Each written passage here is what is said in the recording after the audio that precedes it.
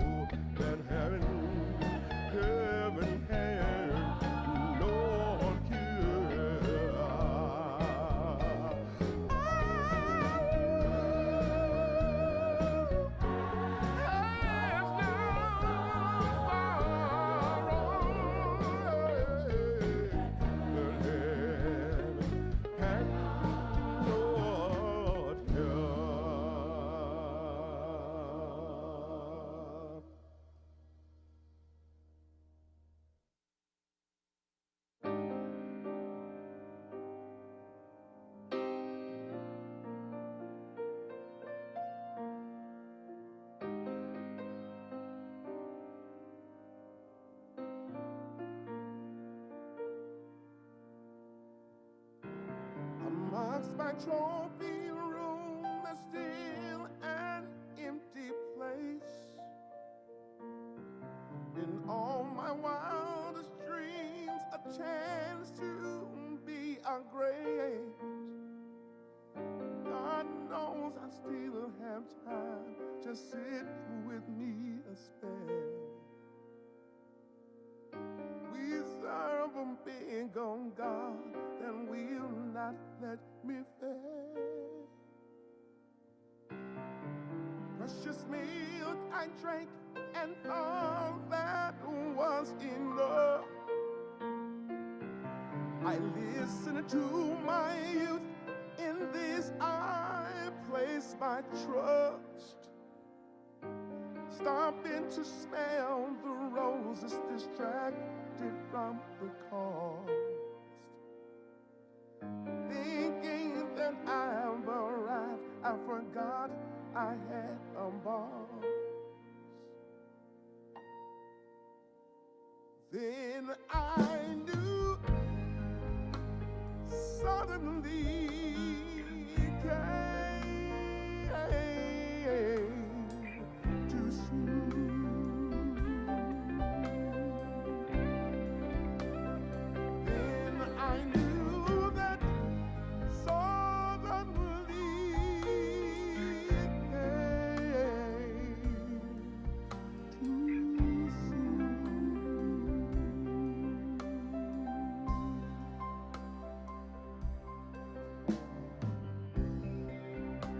to disbelieve. I am no longer blind, wrapped in reality. No longer can I hide, searching for that place that leads me to the door, praying for extended time. Oh God, I need some more. Suddenly dark impressions lurked within my mind. Sirens and warning bells, no more a quick remind. False hope and lazy dreams came knocking at the door. Overwhelmed by fear, I fell down to the floor.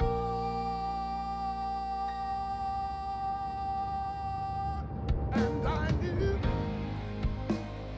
suddenly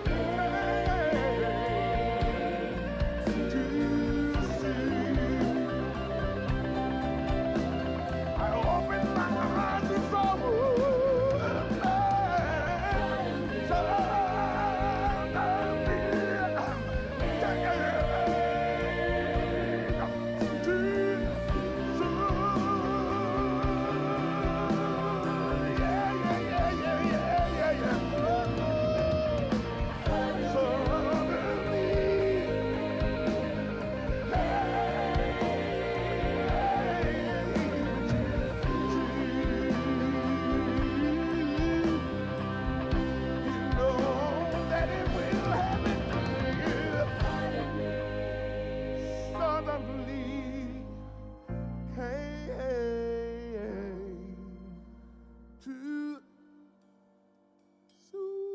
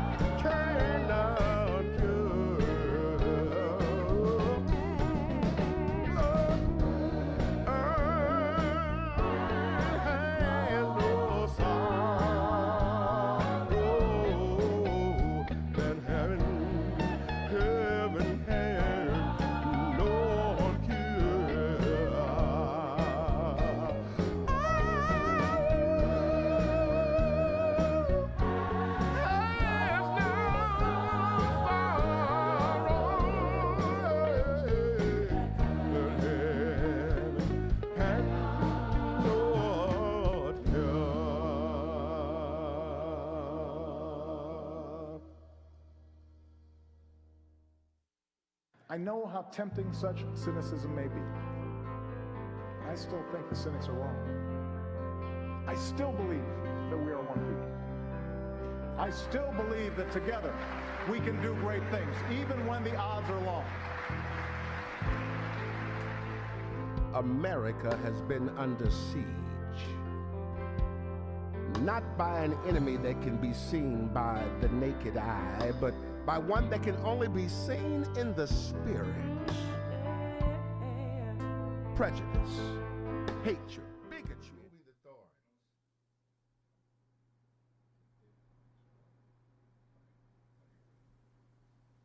Welcome to Removing the Thorns. I'm Mondaine, president of your local NAACP. In this 6-episode series, I have been interviewing some of our city's leading professionals to discuss why this is the moment to take a stand of historic significance for equality, for justice, and for a community that works for everybody. Today's conversation is going to take us back to January 23rd, 2019, when the Park Rose girls varsity basketball coach, Crystal Fortin, alleged that a group of fans made monkey noises at Park Rose's black players during a basketball game. She alleges that St. Helens students even used the N-word not once, not twice, not even 10 times, but 15 times. All the while, parents of the St. Helens community who were surrounding the hecklers did nothing to stop it. It got even worse when the head coach was called a gay N-word. This situation is troubling for a lot of reasons because it demonstrates just how much we're heading in the wrong direction as a nation. But one way to attack the problem is to see it as a part of the rural-urban divide, a clash of the cultures, not of the titans. Now, I'm not sure how the students and parents of St. Helens didn't get the memo that making monkey noises at African Americans and calling the N-word is not okay, but clearly they didn't. Which means someone has to deliver the memo because this is happening when urban and rural communities get together, not just in our neck of the woods, but all over the country. And so we're going to start with our own backyard. Today's guests have taken this incident and this issue very seriously, and they sincerely want to do something about it. Please welcome my friends and community advocates for creating a better experience for our students in both rural and urban communities, Mr. Scott Stockwell, St. Helens School District Superintendent, and Michael Lopez Serrano, Park Rose School District Superintendent. Great to have you on the show. Good morning, gentlemen. Good morning. Thanks for having us. I'm so glad that you're here. I need to know a little bit about you, starting with you, Scott, and how long you've been in your positions and why you chose your profession. And then right after Scott starts, and you can just take a mic. Sure. So I've been educator for about 28 years. I've been in the St. Helens School District as superintendent for the last 5. What drew me to leadership is the impact that I can make in a community.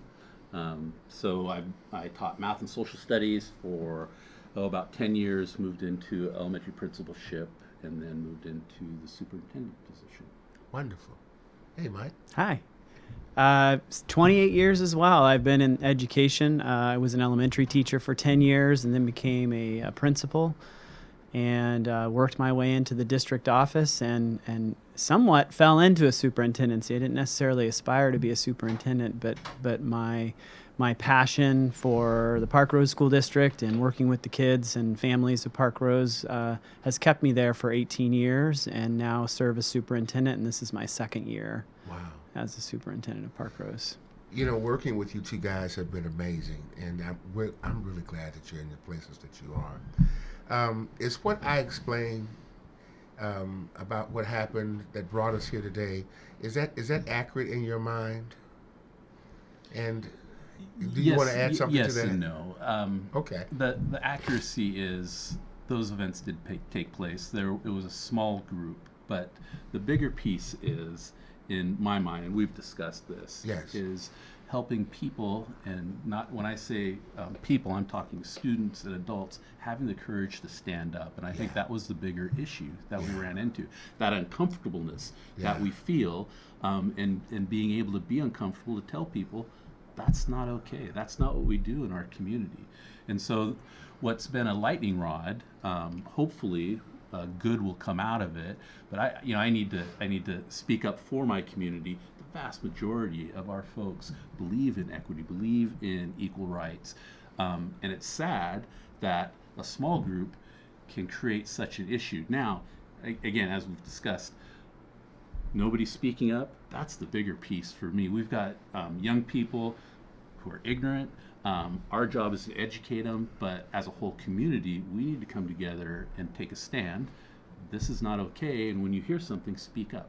And giving folks the tools to speak up is really critical in my mind. Yeah. Mike, what was your feelings when you heard it? What is it? How did this? Yeah. Well, of course, there's disappointment. It's a traumatic experience for our kids, most importantly, and as you said, not only impacted the kids, but it impacted the adults that were there to chaperone and take care of the kids. Crystal, the coach, Mr. Shelton, our assistant principal at the time, also was called the N-word, and for a lot of them, I think the saddest part was that this wasn't the first experience they had where they experienced racial epithets at an athletic event, and that I think compounded the issue. Right? It's an issue that's been going on for a long time, and it's not only in St. Helens. Our kids, the conference that our kids play in, oftentimes they're going from an urban environment to back and forth between rural and urban.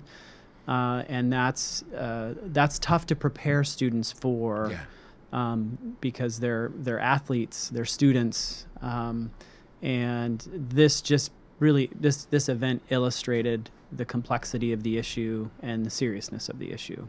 Yeah. Scott? It's sad that we have to prepare our students for that. But that's our charge, right?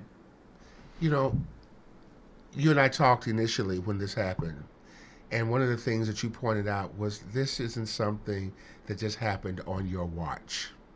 This has been going on a long time before you got here, and it's not just isolated to the two school districts. It's everywhere. What do you see as an antidote, and where do we start?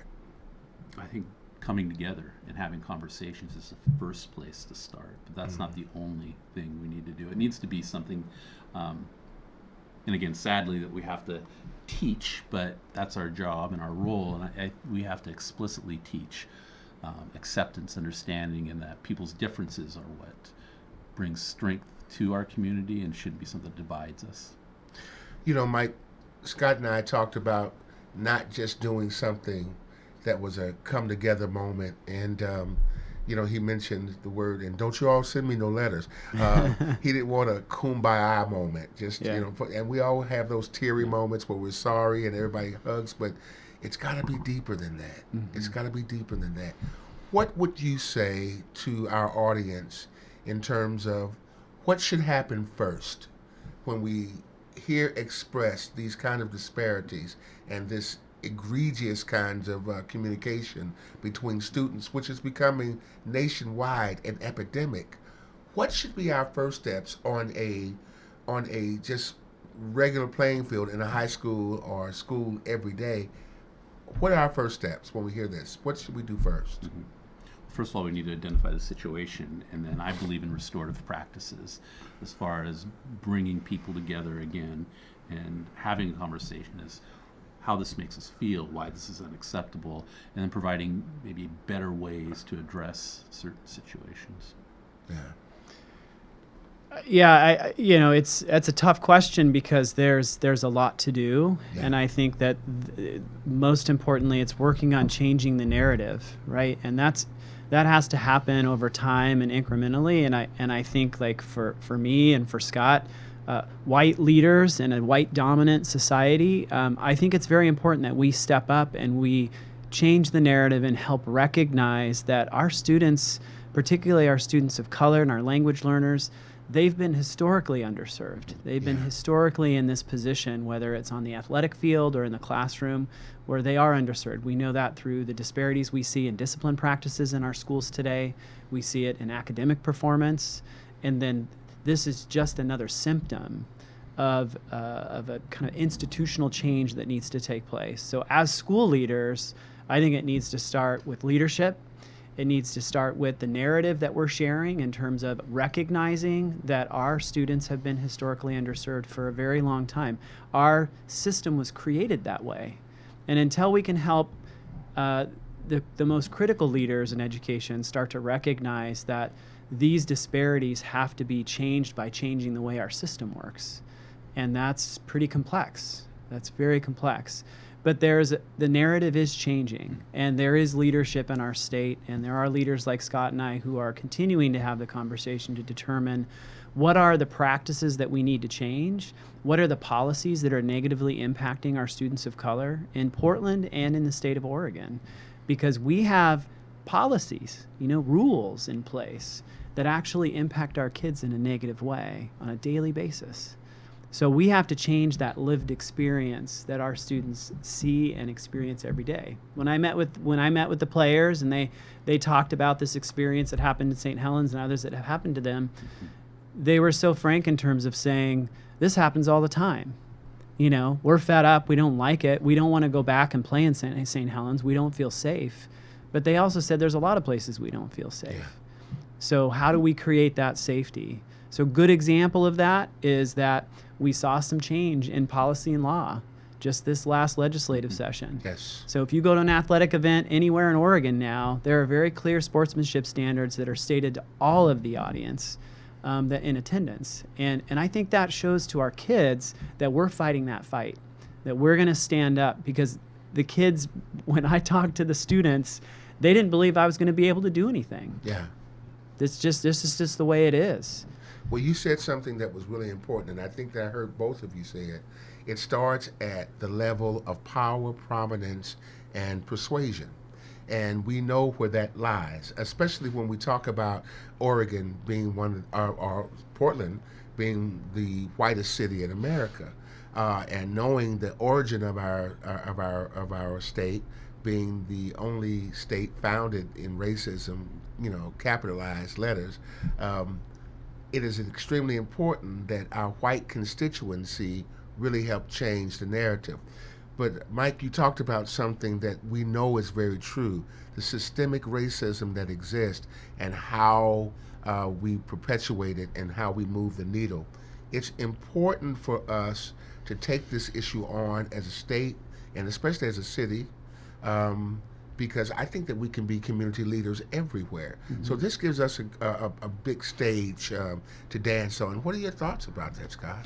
I kind of piggyback on Michael's comment about, as a state, we're making some changes, and we have some equity standards that are being pushed out from the Department of Education, which is great.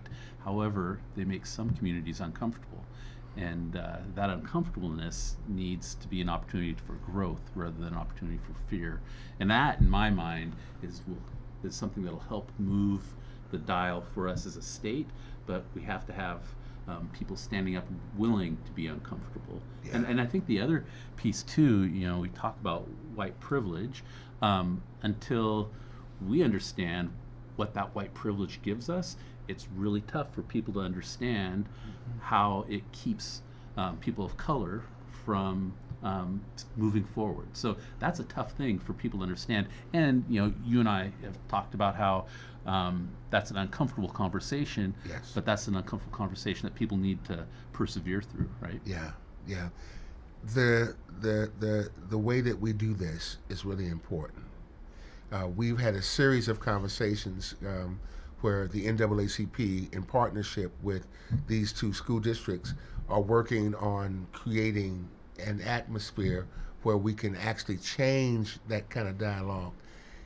Prior to us getting there, as we're making those strides, and I think that we're doing a great job at doing that, what needs to happen immediately? In your perfect view, from your lenses, what are the steps that we need to take? We would say A, B, C, D. So we're going to do 4 of those steps. What would the first step be, Scott? Well, I think we've started the first step. Yes. And that's coming together. Yes. From there, bringing in, I guess the second step in my mind would be bringing in professionals like-minded from various areas, so we can start working together rather than different groups having the same agenda but not working together in a concerted effort. Yeah. So those would be the first 2 steps. Beyond there, I think if we had the perfect answer, we wouldn't be sitting here, and that's why we're coming to the table, and it's something that's important to champion. Well, we had the perfect answer, we probably would be sitting here and we'd be sharing it with the rest of the world. True. But, Mike, what do you think? I mean, Scott's articulated 2 steps. Give us some more. Well, I think there are many opportunities. One that really faces for school districts, as superintendents, we have an opportunity with the Student Success Act. So this is a new source of revenue that our legislature passed this past summer. And the Student Success Act, the focus of those dollars really need to be on the historically underserved students, because the idea of this revenue, in my mind, and I believe in our state's mind, is that we need to address the disparities in a new way and in a different way. Because I think what's so pervasive is that there are 2 sides to this. I think that we have bigotry, right? And that's what our kids experienced in St. Helens, which is mean, hateful comments. Yes. That have a deep impact on students and adults. And then we have racism. And to me, racism is the structural divide that our society has created, where the disparities are part and exist because of the laws and the origins. You spoke of the origins of Oregon. All of that was very intentional to keep white people dominant and on top. So I think for education, we have to realize that that's happened to us too in education. So when we get this opportunity for funding, we have to do what we can with the dollars that we're receiving, and we also need to inform our school boards, our state school board, around what we can do to start changing those practices. Because sometimes money can leverage that change, which is investing in professional learning experiences for our staff who are dominantly white, middle class, to understand that what we do in classrooms has to change in order to better serve our students of color. And until we're able to get there, we won't see a change in those disparities. We can change what people do and their actions.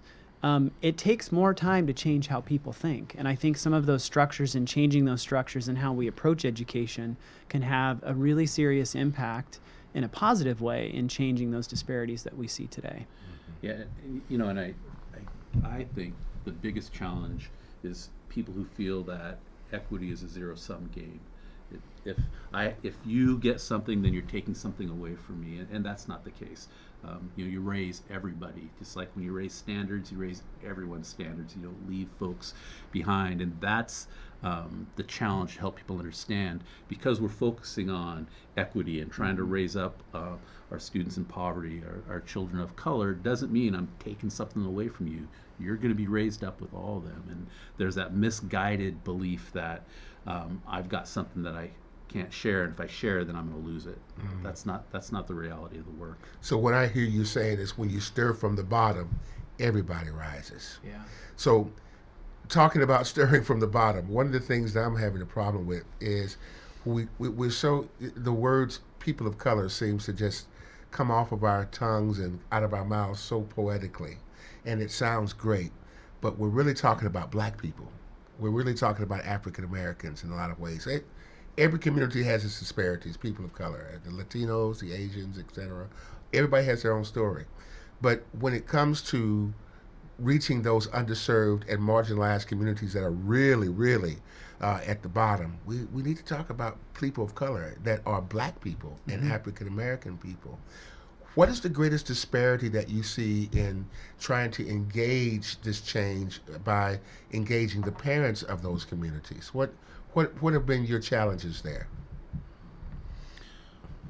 Well, for me, in St. Helens, it's very small, and I think the challenge is for our community to know how to reach out and know the right language. You know, do you say people of color, or do we say black? Do we say African American?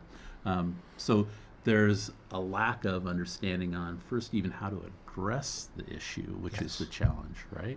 Yes. And opening those doors and being fearful that I'm going to offend somebody. So out of that fear, then I don't even make an attempt. And that's something that we have to break through to welcome all kids. Right? I think the challenge in Park Rose in particular is that Portland has gentrified over time, and Park Rose is definitely a place where a lot of our Black African American families reside and go to school, and many of them still have deep links to inner North and Northeast Portland, where many of their families generationally grew up. So one of the hard things is that a lot of our families have been displaced over time. Yeah. And they often are very mobile, meaning that they'll be in our district for a couple of years and they'll leave.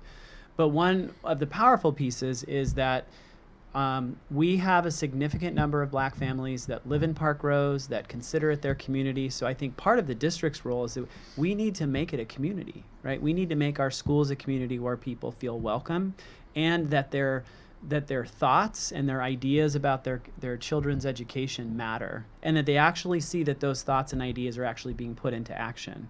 Because ultimately, right now, the challenge is that we're disciplining their kids more often than white students, and we are seeing academic achievement gaps, and each year trying to explain how we're trying to close those gaps. So I think they need to see those advantages that we're trying to lift up directly. And I think as a leader in the district, I need to bring families together and talk about what we're doing, but I also need to listen.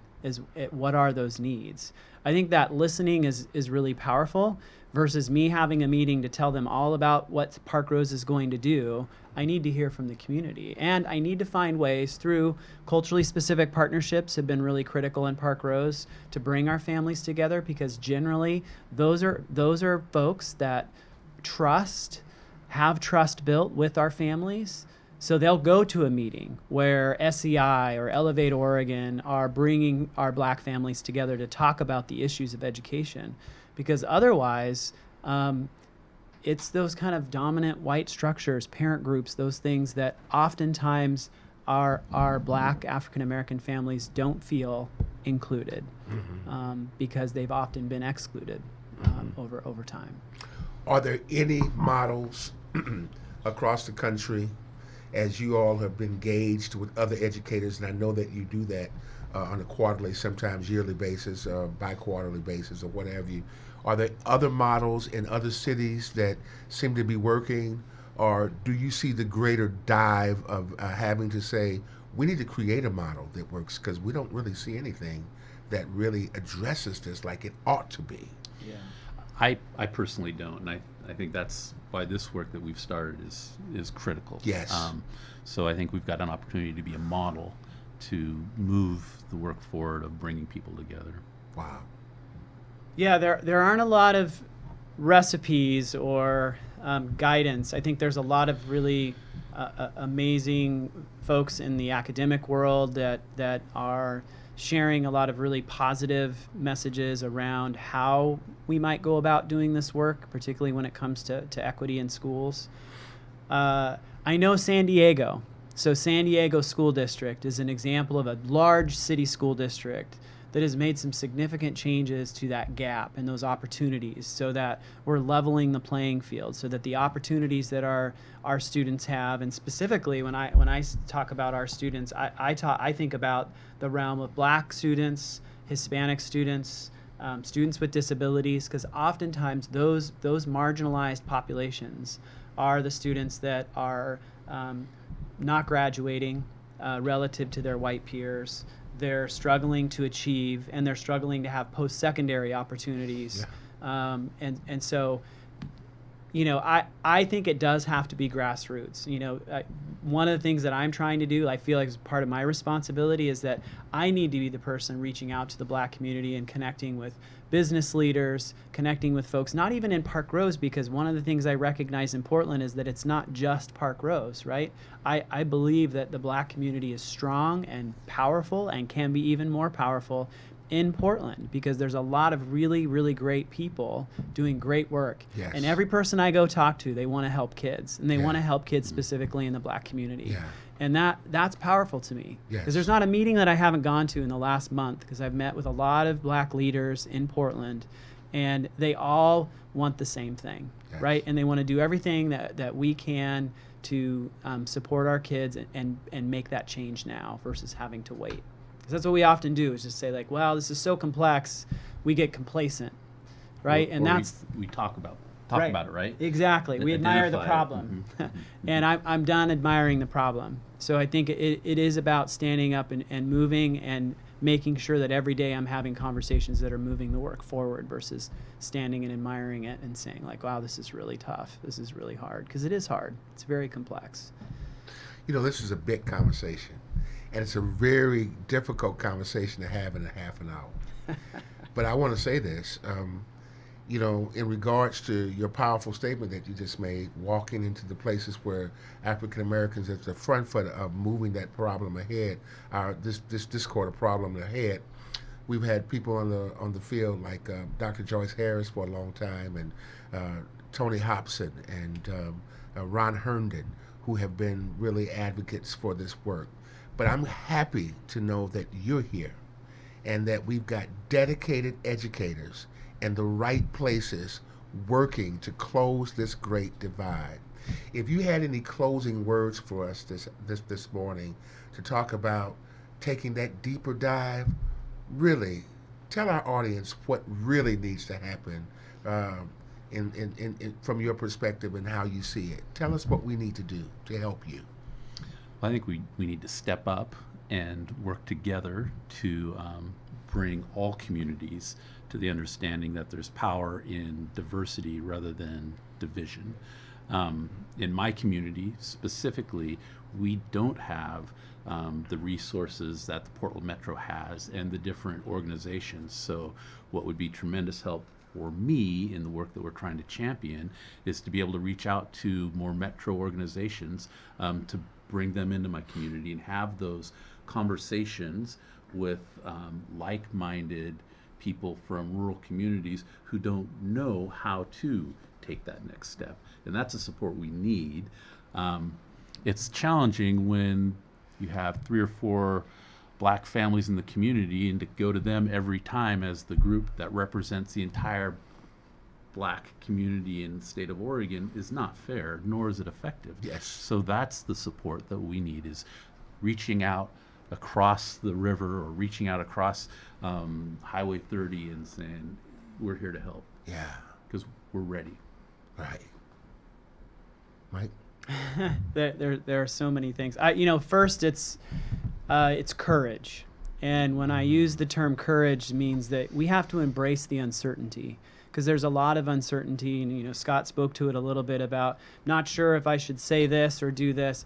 I think we have to embrace that and recognize that the conversations are going to be uncomfortable, and they should be uncomfortable, because this is about specific groups of people, specifically Black people, being underserved for a very long time, and embracing and recognizing that that's the reality. And then to be vulnerable enough to say, I don't know everything, but I'm going to listen and I'm going to take steps forward. I think the other part of courage is helping people understand how you stand up. When you hear bigoted remarks and you hear people saying hateful racial things, that how do we help each other stand up and be that lone person in the room? Because sometimes you will be that lone person that actually stands and says, hey, it's not okay. And it should be the white people that are standing up and saying, hey, this isn't okay. So I think it's just showing what courage looks like and being vulnerable and recognizing like we don't know everything, but our first thing we need to do is stand for the bigotry, and we need to stand for moving that structural racism that exists in our institutions and start to make that change, right? That's what I want to see happen. My God, I'm voting for you. You know what? This has been a wonderful conversation, and I'm so happy that you were here. And I'm glad that you're a part of the system, and I see that you're really a part of the change. Thank you for being here. Thanks for having us. Thanks for having us. I hope the lesson from today's conversation is clear. The well-being of our community depends on our ability and willingness to respond to the hatred and ignorance we see in the world. I want to quote Martin Luther King on this. There comes a time when silence is betrayal. Our lives begin to end the day we become silent about things that matter. In the end, we will remember not the words of our enemies, but the silence of our friends. It is only in the darkness that we see the stars. I'm Ed Mondaine. Thank you so much for watching. There's only 1 week left to get your tickets to the NAACP's gala event, Removing the Thorns of Racism in the City of Roses. It will be held at the Lloyd Center Doubletree next Saturday, October 5th from 6 to 9 p.m. So if you want to be a part of eliminating hate and bigotry in our beautiful city, please join us. You can purchase your tickets by going to www.naacp.org. Let me make that clarification, www.naacppdx.org. I'm Ed Mondaine. Thank you so much for watching. I'll see you on next October 5th. Until then, stay strong.